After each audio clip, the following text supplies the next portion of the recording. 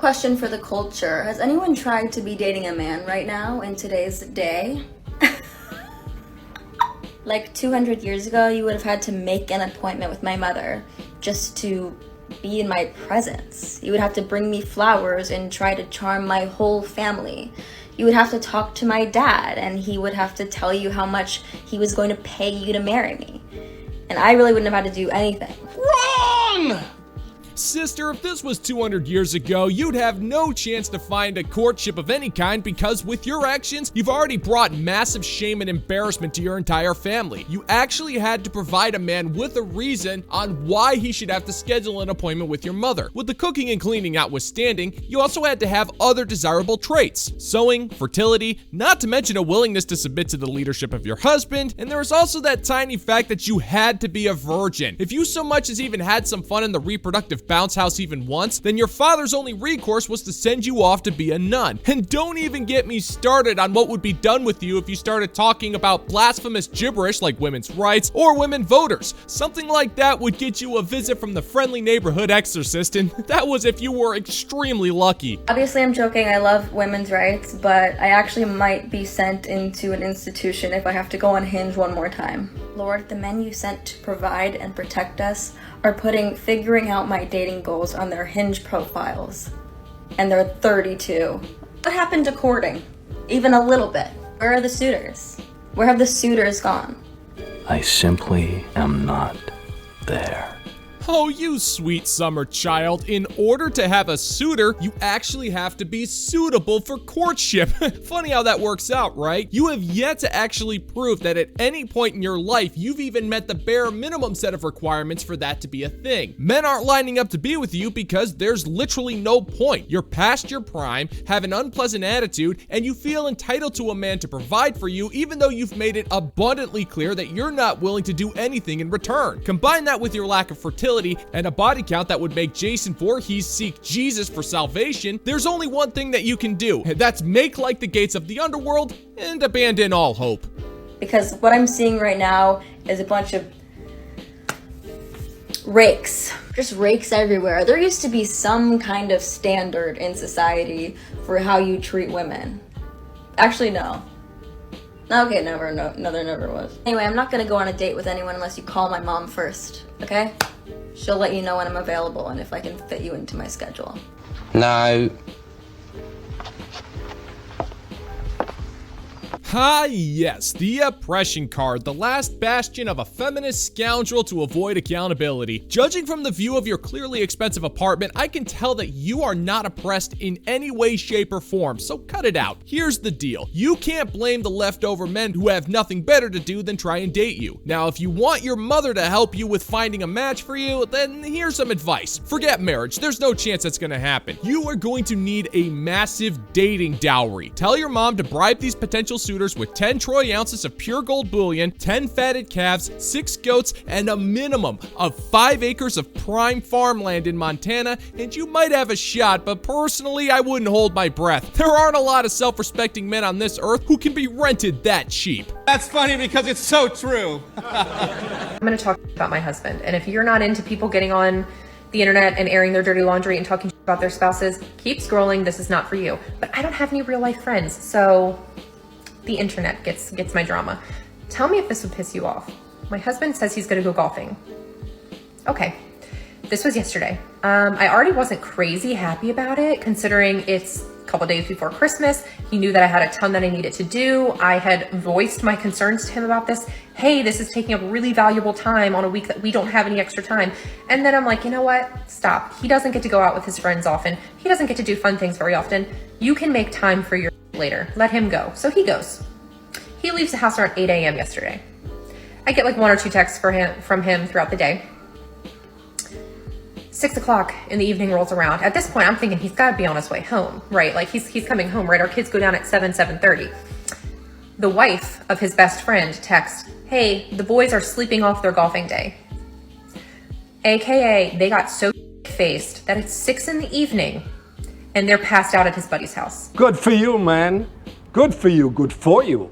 And here we have yet another reason why modern marriages are a complete waste of time. Reason 2186. Your wife will demand complete dominion over your time and scheduling and will only allow you to have time to yourself if she decrees it acceptable, but in that regard, she still holds the right to be passive-aggressive upon giving her permission. Modern wives love to weaponize the concept of time against their husbands to prevent them from having any moments to themselves. There's always too much going on, and the wife has a case of mental constipation due to the mental load she's frequently carrying. And if the useless husband leaves, then that ruins everything because now she has to do everything herself, despite the fact that her husband is too inept to help and just gets in the way if he makes the attempt, which just goes to show that if a modern wife isn't in complete control of her husband, then her entire world implodes. So I'm like, that's so fantastic. You left to go golfing all day, which is already annoying to leave me with the kids. I'm a stay-at-home mom. I get very few breaks. Now I'm like working on my day off, you know what I mean? And I'm doing bath and bed and like all the routine. Sorry, I hit stop for a second.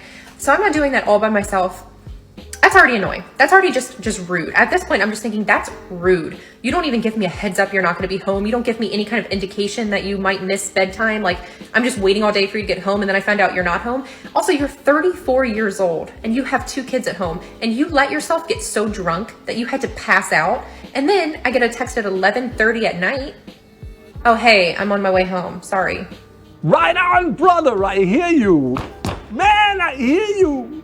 Woman, you're over the age of 30. You should know better than to publicly shame your husband for the one time he goes out with his friends and has too much to drink. What exactly did you think was gonna happen? He was going golfing with his buddies, and golf was primarily invented as an excuse for men to get away from their wives in order to get drunk. But even if he did golf all day and stayed sober, you'd still be angry at him for not refusing your permission to go out and golf because you had quote-unquote too many things to do that week. You arbitrarily put him in a no-win situation just so you could justify your pettiness. And then to add insult to injury, you feel the only thing you can do, as the more mature of the two adults, was to relentlessly shame him in front of the entire planet. And by posting this on the internet, you have essentially let loose the hellhounds of modern housewives who are going to do everything in their power to destroy your husband. They will get him fired from his job. They will dox you and literally endanger the safety of your children. And for what? For the fact that you lost one day of control over your husband.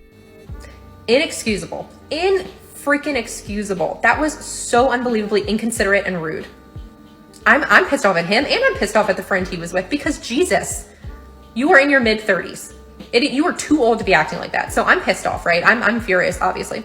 So he comes home last night after I had texted him, don't bother, stay at your buddy's house. I don't want you home. He comes home in the morning. He's like, hey, sorry.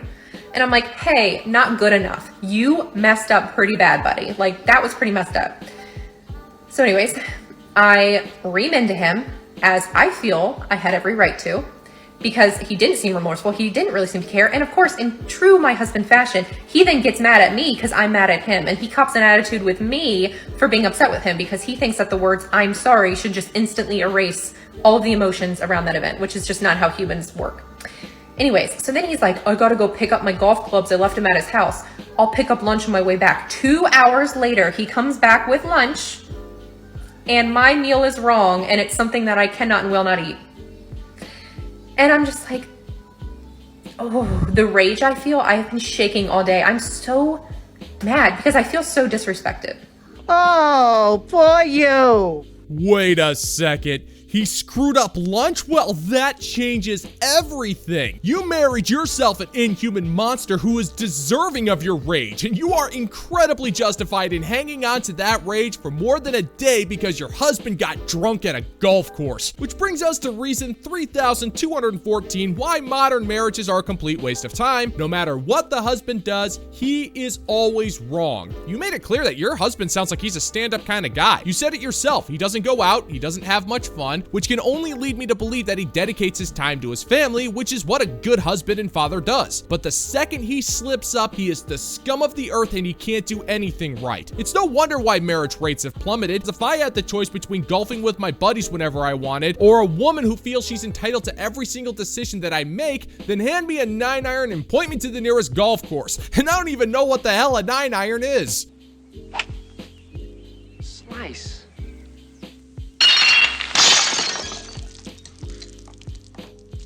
I don't know why I've never done one of these, but like my red flags.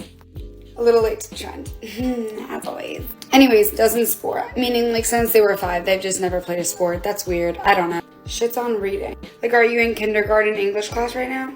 Grow up. Drinks from straws. That's just obvious. Uses a tanning bed. Uses Snapchat filter. Automatic ick. You're done. Bye.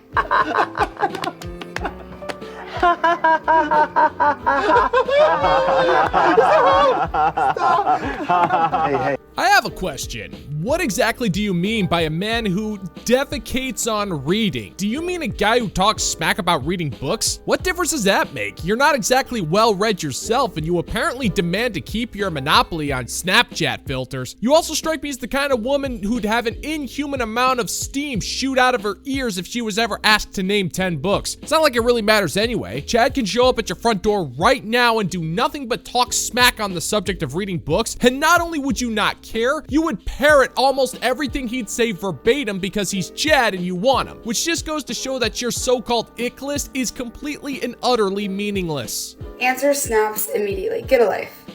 Get a f***ing life. Uses the word cuddles. Moving on. Now this one's tricky because this red turns neon green. Isn't Theta Chi, Pike, or anything with fire sig in it. No explanation necessary. Drinks barefoot. Given. That's a given. Doesn't have a dog. Doesn't have sisters. It's weird to me. First of all, sisters you learn a lot. Wears athletic sneakers in a fashionable manner. Meaning not cute, trendy New Balances. Meaning ugly ass, like gym sneakers. Like out with like an outfit. That's... I'll just move North Korea. I'll just move North Korea. Okay? Okay. I'll just move North Korea. Well, there's an interesting philosophical predicament. You're saying that if a particular man hails from a specific fraternity that uses a specific Greek letter, then they are both a red flag and a green light. So if this man hails from a fraternity that is a red flag, but also knows the optimal response time for snaps, does that mean he gets a pass? Or what if he comes from the right fraternity but doesn't respond to your snaps at all? Will you make an exception? But what if he hails from the wrong fraternity but grew up with a dog and wears nice sneakers? You see where I'm getting at here? This list is completely pointless because we already know you'll throw this entire ick list away for your ex-situationship the second he becomes single. It can't be helped. You're too insecure to know any better. This one's huge. Wears slides with no socks to a bar. Like, are you asking for chlamydia of the toes? Doesn't know how to ski. Or snowboard, I guess. Like, uncultured. Doesn't like seafood. That's like saying you don't like candy. They all taste different. I don't trust people like that. Doesn't know how to ride a bike. This one's huge. Where did you grow up? Where did you grow up? Only listens to rap. That's just no explanation necessary either. I don't know why I repeated that. But that's my list. You're boring! You're fucking dull! You have nothing to say! You are a one-hived mind twat waffle! So if you don't like seafood, you're untrustworthy. Well, that's all well and good, because on my personal ick list, if you pay too much attention to my feet, you're disgusting. Besides, your ick list doesn't matter because we all know what you're looking for. You're looking for Chadwick R. Chadley and Associates. You're looking for a rich man who will take you on ski trips because you think men who know how to ski are cultured, ergo rich. Now you're trying to show all of us that you're a woman of class and distinction, but your lack of vocabulary and obsession over men do with their feet prove otherwise. And if we're being perfectly honest, if all it takes for you to avoid me is for me to drink my lemonade through a straw while barefoot, then that's the price I will gladly pay. Because unlike you, I'm totally fine with spending the rest of my life alone.